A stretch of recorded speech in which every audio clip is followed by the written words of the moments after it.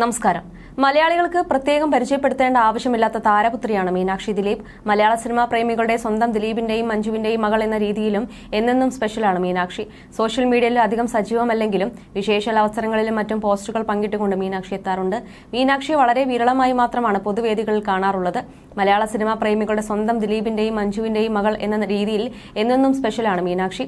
മീനാക്ഷിയെ വളരെ വിരളമായി മാത്രമാണ് പൊതുവേദികളിൽ കാണാറുള്ളത്. ആദ്യമൊന്നും മാധ്യമങ്ങൾക്ക് മുൻപിൽ മുഖം തരാൻ തയ്യാറാകാതിരുന്ന മീനാക്ഷി ഇപ്പോൾ സോഷ്യൽ മീഡിയയിൽ വളരെയധികം സജീവമാണ്. റീലുകളും ഡാൻസ് വീഡിയോകളും എല്ലാം താരം നിരന്തരം പങ്കുവയ്ക്കാറുണ്ട്.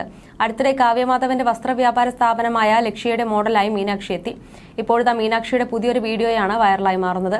ഒരു ഫംഗ്ഷന് പങ്കെടുക്കാൻ എത്തിയപ്പോഴുള്ള താരപുത്രിയുടെ വീഡിയോയാണ് വൈറലായി മാറുന്നത്.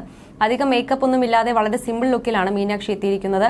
മീനാക്ഷിയുടെ ചിത്രങ്ങളും വീഡിയോകളും കാണുമ്പോഴെല്ലാം മഞ്ജുവിനെ കുറിച്ചുള്ള കമന്റുകളും ആരാധകർ പങ്കുവയ്ക്കാറുണ്ട്. ഇപ്പോഴത്തെ പതിവ് പോലെ മീനാക്ഷിയുടെ ഈ വീഡിയോയ്ക്ക് താഴെയും നിരവധി പേരാണ് കമന്റുകളുമായി എത്തിയിരിക്കുന്നത്. എന്റെ പൊന്നു, നിന്റെ അമ്മ എന്ന ലുക്കാണ് മോളെ. അമ്മയുടെ ലുക്ക് കൂടെ ഇടകലർന്നതുകൊണ്ട് ആ സൗന്ദര്യത്തിന്റെ ഒരു ചെറിയ ചേലി വന്നിട്ടുണ്ട്. ഇല്ലായിരുന്നെങ്കിൽ അച്ചമ്മയുടെ തനി പകർപ്പ്.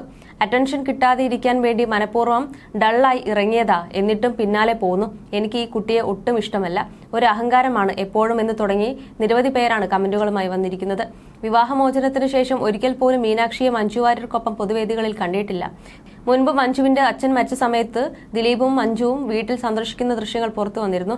അടുത്തിടെ മീനാക്ഷി MBBS പാസ്സായതിന്റെ ചടങ്ങുകൾ നടന്നിരുന്നു. അന്ന് ദിലീപും കാവ്യയുമായിരുന്നു മീനാക്ഷിക്കൊപ്പം ഉണ്ടായിരുന്നത്.